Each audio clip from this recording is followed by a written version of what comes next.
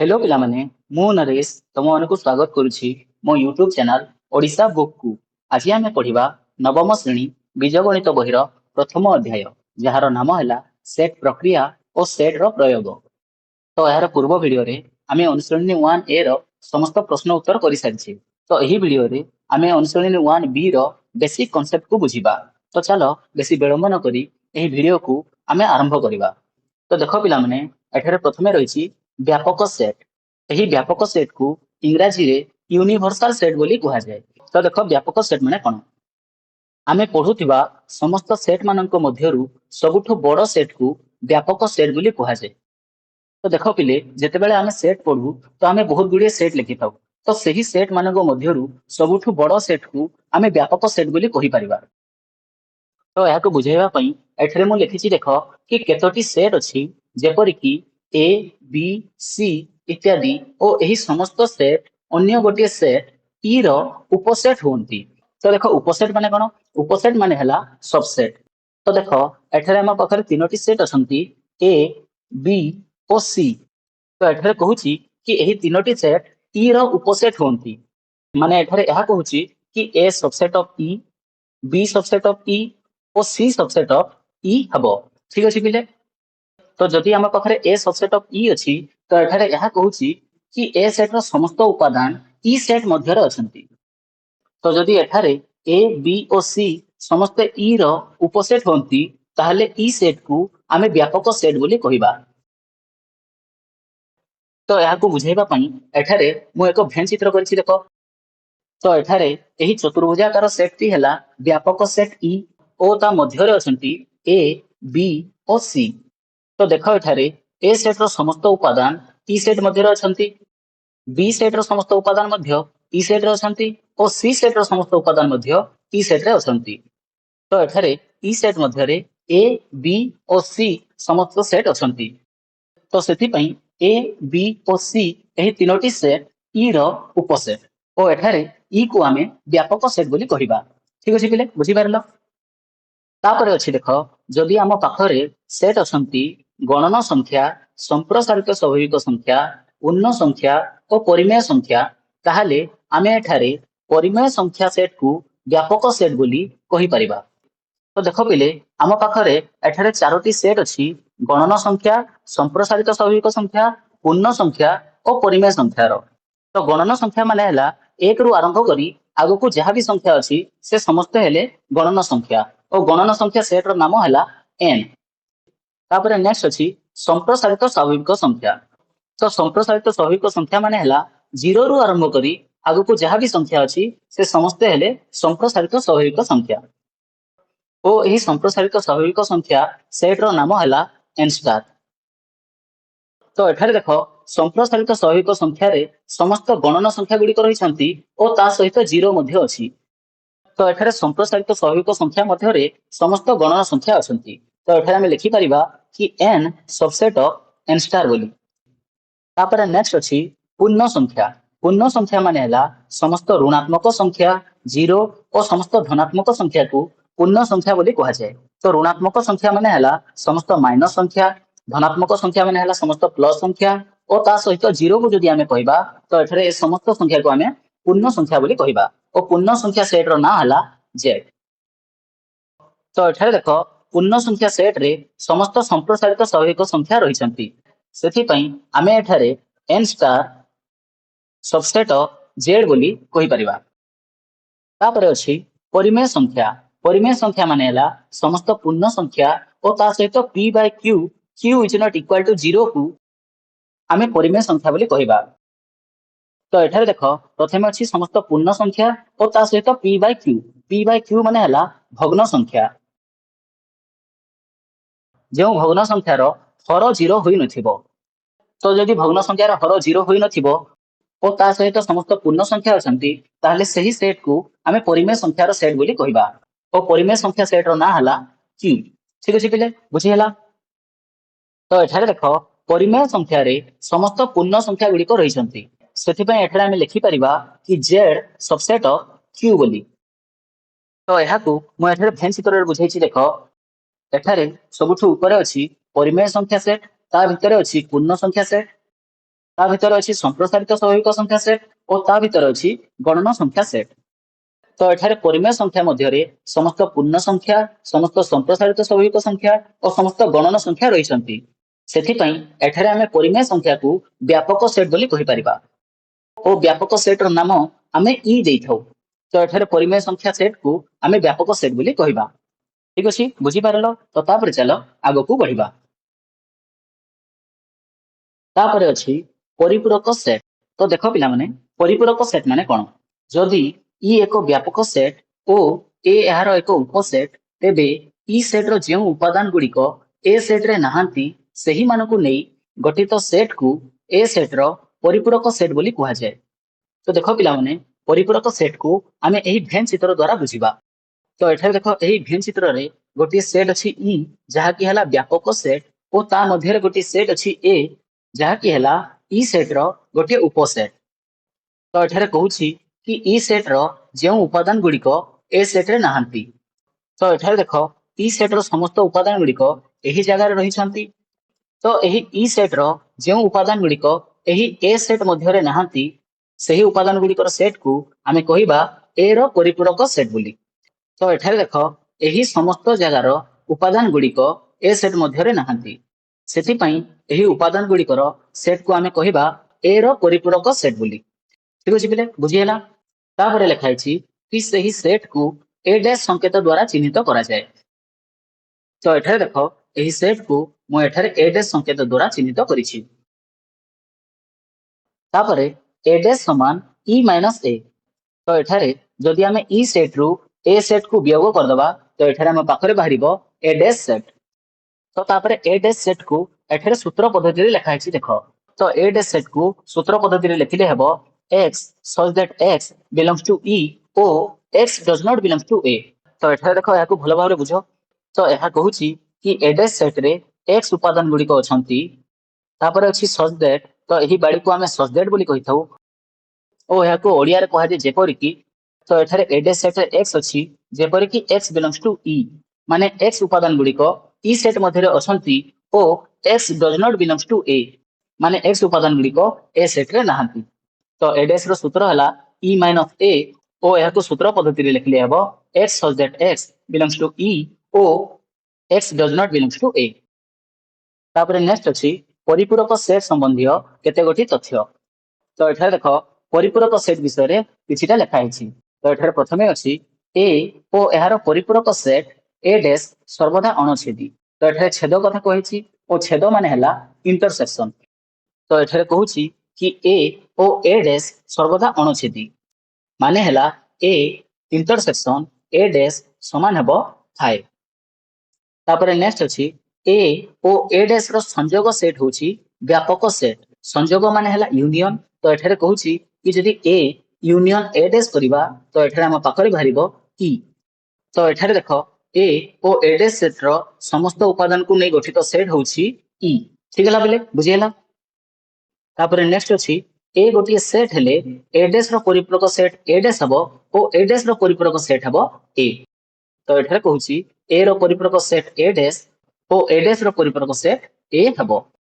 ତାପରେ ଅଛି FI ଡ୍ୟାଶ equal to ଇ।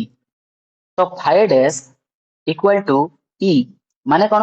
ମାନେ ହେଲା ଫାଇ ଡ୍ୟାଶକୁ ଯଦି ଆମେ କରିବା ତ ଏଠାରେ ଇ ବାହାରିବ। ଫାଇ ଡ୍ୟାଶ ର ସୂତ୍ର ହେବ ଇ ମାଇନସ୍ ଫାଇ। ତ ଏହା କିପରି ହେଲା? ତ ଏହାକୁ ଦେଖ, ଏ ଡ୍ୟାଶ ସମାନ ଯଦି ଇ ମାଇନସ୍ ଏ ହେଇଥିଲା ତ ଫାଇ ଡ୍ୟାଶ ସମାନ ଇ ମାଇନସ୍ ଫାଇ ହେବ। ଠିକ ଅଛି ପିଲେ? ତ ଏଠାରେ କୁହାଯାଉଛି କି ଫାଇ ଡ୍ୟାଶ ସମାନ ଇ ମାଇନସ୍ ଫାଇ। ତ ଯଦି ଇ ସେଟ୍ ରୁ ମୁଁ ଫାଇ କୁ କାଟିବି ଓ ଫାଇ ମାନେ ହେଲା ଶୂନ୍ୟ ସେଟ୍, ମାନେ ଯେଉଁ ସେଟ୍ରେ କୌଣସି ବି ଉପାଦାନ ନଥାନ୍ତି।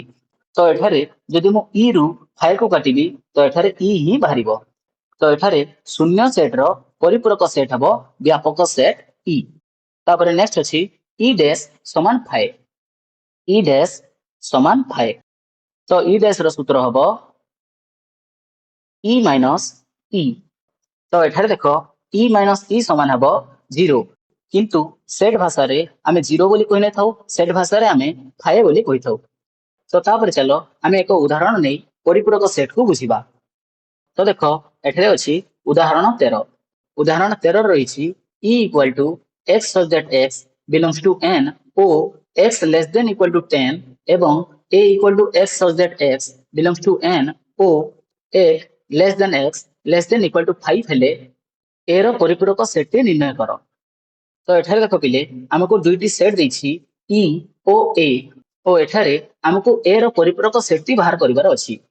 ତ ଏଠାରେ ଆମକୁ ଏହି ଦୁଇଟି ସେଟ୍ ସୂତ୍ର ପଦ୍ଧତିରେ ଦେଇଛି। ତ ଏହାକୁ ପ୍ରଥମେ ଆମେ ତାଲିକା ପଦ୍ଧତି କରିବା। ତ ଯଦି ଏହି ଦୁଇ ସେଟ୍କୁ ଆମେ ତାଲିକା ପଦ୍ଧତି କରିବା ତାହେଲେ ଏଠାରେ ହେବ e set equal to x such that x belongs to n x less than equal to 10।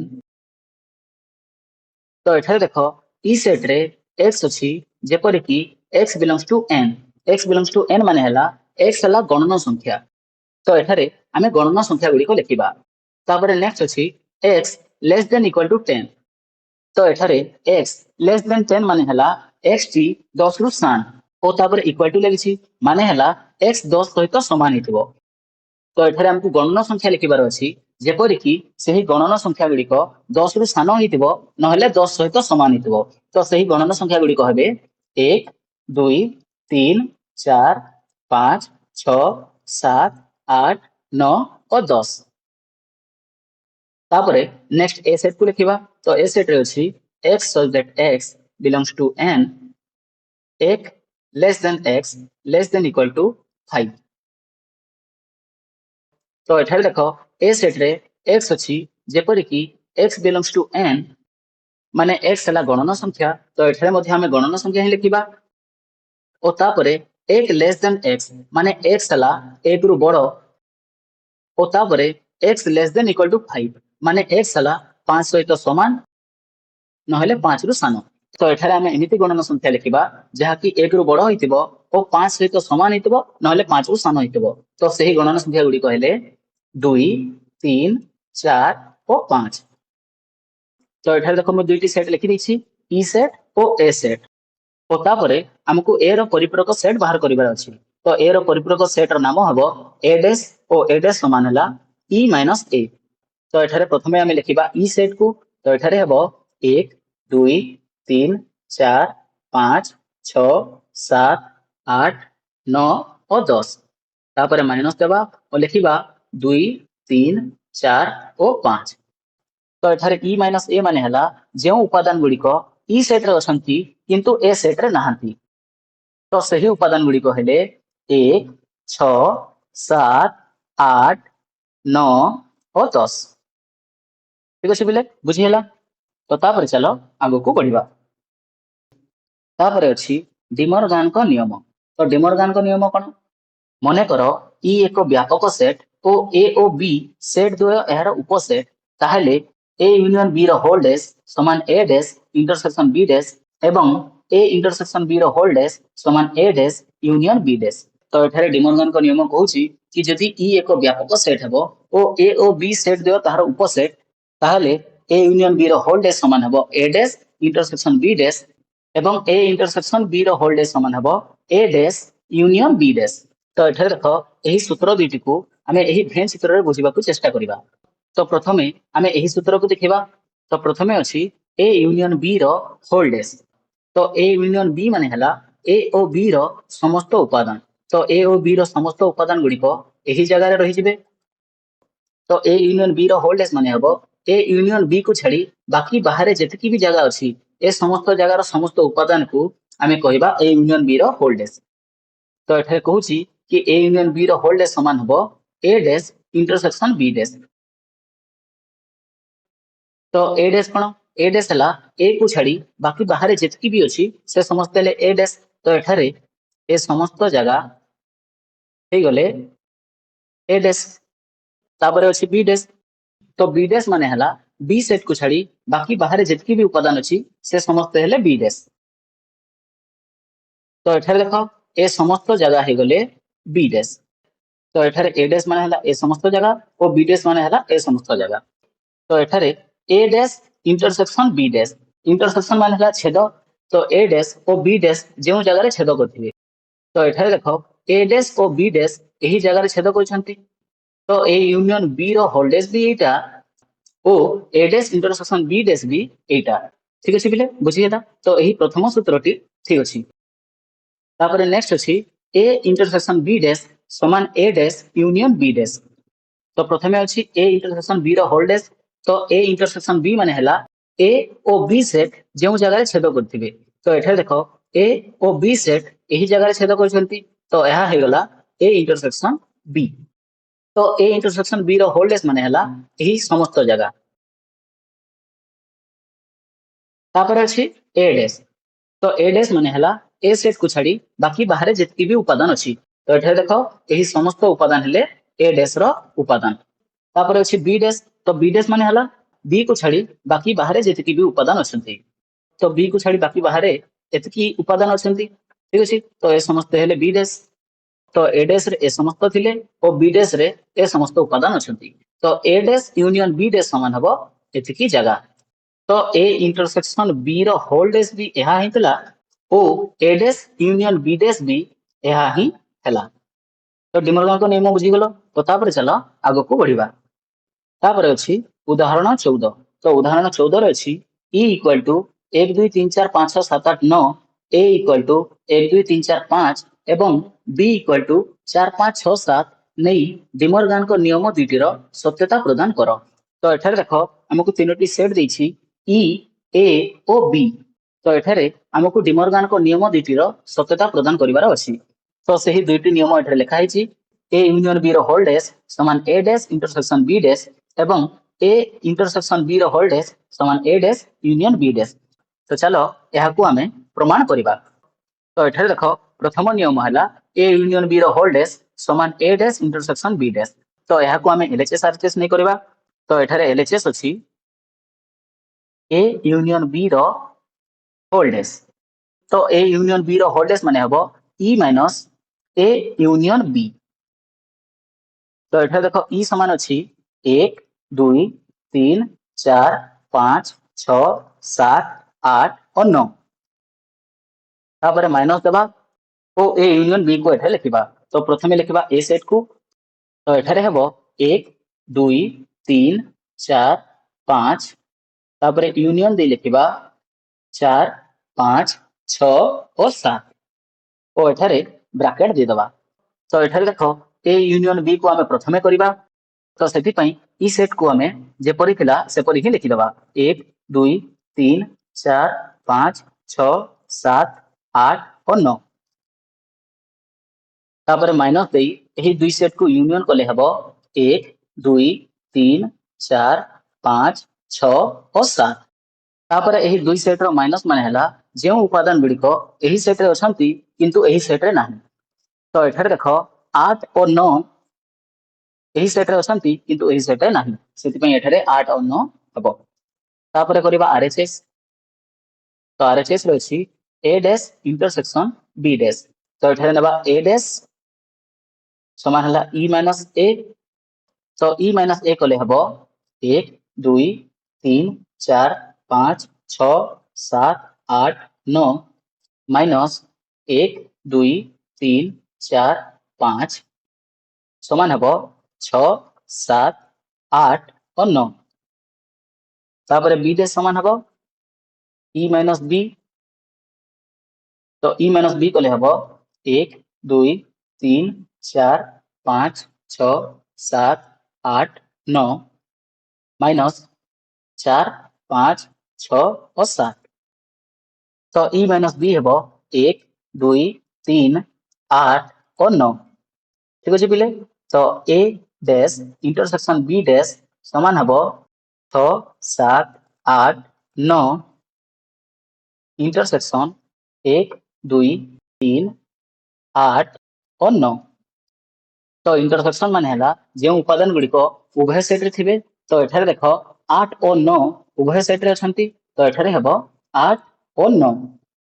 तो एठारे देखो एलएचएस 8 और 9 बाहर तिला और आरएचएस मध्य 8 और 9 ही बाहरिछि।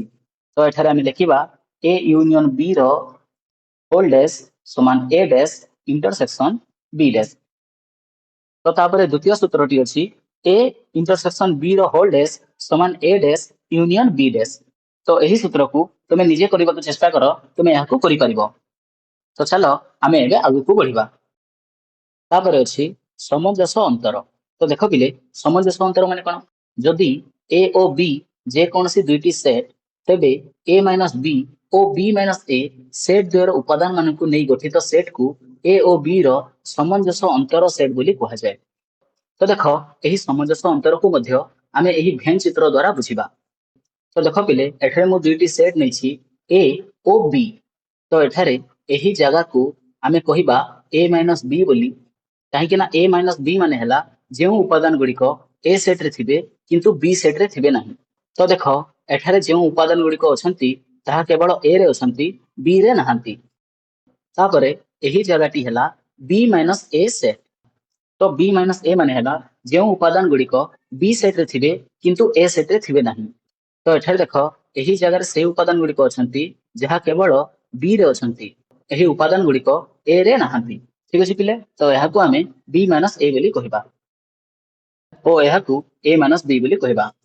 तो एठारे देख ए माइनस बी ओ बी माइनस ए सेट द्वयर उपादान मानकु नहीं गठित सेट को समंजस अंतर सेट बोली कहा जाए। तो एठारे ए माइनस बी ओ बी माइनस ए सेट द्वारा समस्त उपादान को नहीं गठित सेट को आमे ए ओ बी रो समंजस अंतर सेट बोली कहिबा। तापर देख यही सेट को ए डेल्टा बी संकेत द्वारा चिन्हित करा जाए। ओ ए डेल्टा बी समान हला A minus B union B minus A. तो एठारे देख A minus B union B minus A कले जो उपादान गुड़िक बाहर ताहा ही हेबो ए डेल्टा बी।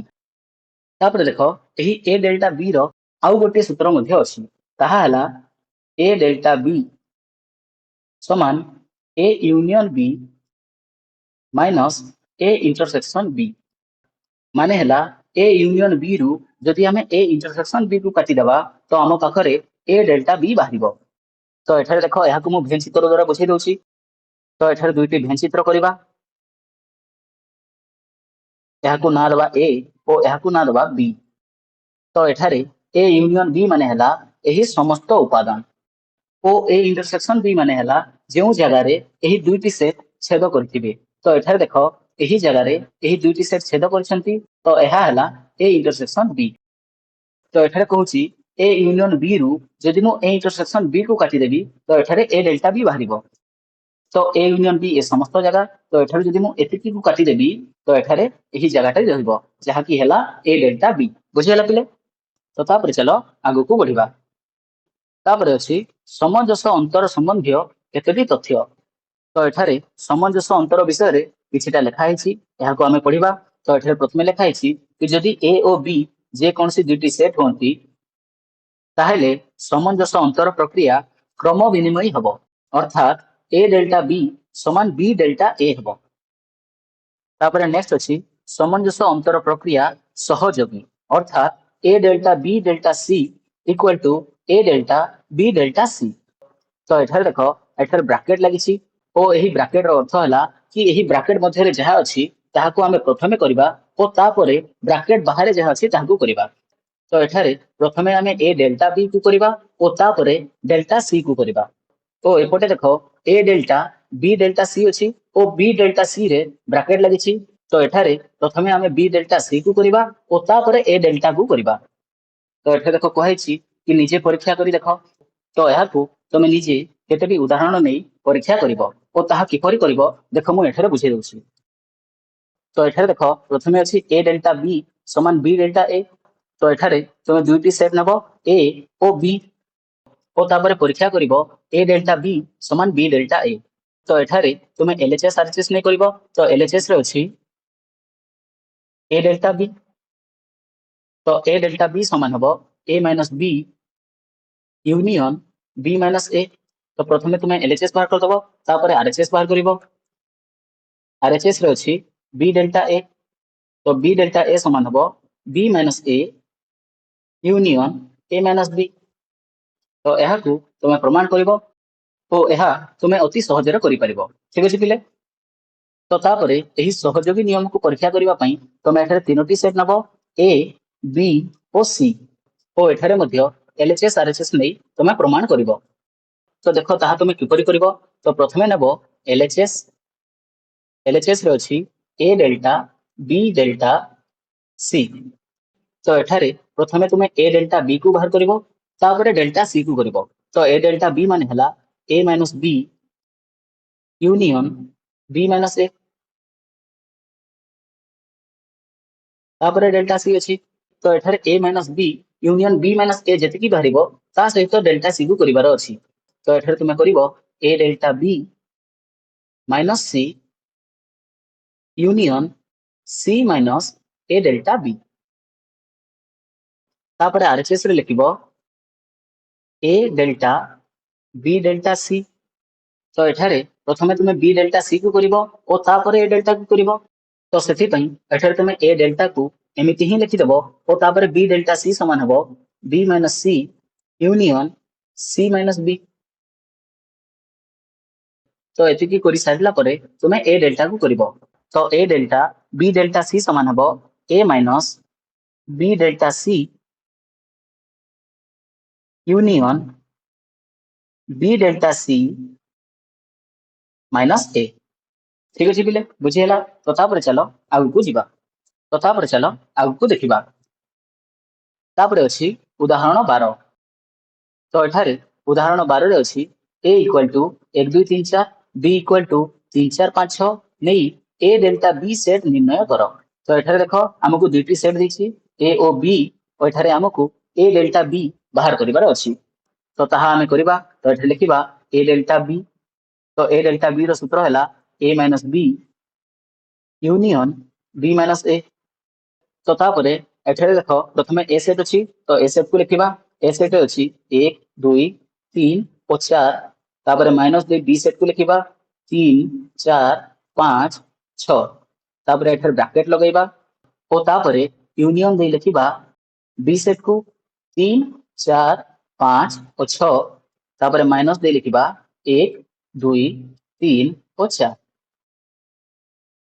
तो एठारे एही ब्रैकेट भितरे जहा अछि ताहाको आमे प्रथमे करिबा ओ तापरे आमे एही यूनियन को करिबा तो एठारे देखो a माइनस b माने हला जे उपादान गुड़िको a रे अछंती किंतु b रे नाहंती तो एठारे देखो 1 और 2 a रे अछंती किंतु b रे नाहंती सेति पई एठारे हेबो 1 और 2 तापरे यूनियन दबा ओ b माइनस a को करिबा तो b माइनस a माने हला जे उपादान गुड़िको b सेट रे थिबो किंतु a सेट रे थिबो नाही तो एठारे देखो 5 और 6 बी सेट रे तो अछंती किंतु ए सेट रे नाहंती ठीक अछि बिले तो एठारे हम लिखिबा 5 और 6 तो एठारे एही दुई सेट को यूनियन कले हेबो 1 2 5 और 6 तो तापरे ए डेल्टा बी रो आउ गोटे सूत्र अछि ताहा हला A union B minus A intersection B तो एहा को तमे निजे करबा को चेष्टा करबो तमे एहा अति आराम से करि परिबो तो तापरे चलो आगु को बढ़िबा तो तापर देखो 1 रो बी रो बेसिक कांसेप्ट रे एते की ही थिला तो एठारे हमें लास्ट रे देखिबा कि एही वीडियो रे हमें कोन कोन पढिले तो एठारे देखो प्रथमे हमें पढिले ई जहा की हला व्यापक सेट तो व्यापक सेट को हमें बहुत भलो भाबरे बुझिले तापर थिला ए डैश जहा की हला ए रो परिप्रक सेट ओ एही ए डैश रो सूत्र हला e माइनस a ठीक सही परी बी डैश हला बी रो परिप्रक सेट जहा रो सूत्र हला e माइनस b तापर हमें पढिले डिमॉर्गन को नियम जोठारे दुईटी सूत्र थिला जेउ गुडी कहले ए यूनियन बी रो होल डैश समान A dash intersection B dash एवं ए इंटरसेक्शन बी रो होल डैश समान A dash union B dash तापर हमें लास्ट पढिले ए डेल्टा बी जहा की हला ए ओ बी रो सामंजस्य अंतर सेट ओ एहारो दुईटी सूत्र हला A minus B union B minus A एवं A union B minus A intersection B ठीक अछि पिले तो एही वीडियो टी सरी गेछि तो जदि तुमको एही वीडियो टी भलो लागिला ओ एही वीडियो रे सब किछि तमे बुझी पारलो तो एही वीडियो को तमे गोटे लाइक कर दियो और चैनल को सब्सक्राइब कर दियो तो एही वीडियो को तम सांग मानको सहित शेयर कर दियो धन्यवाद।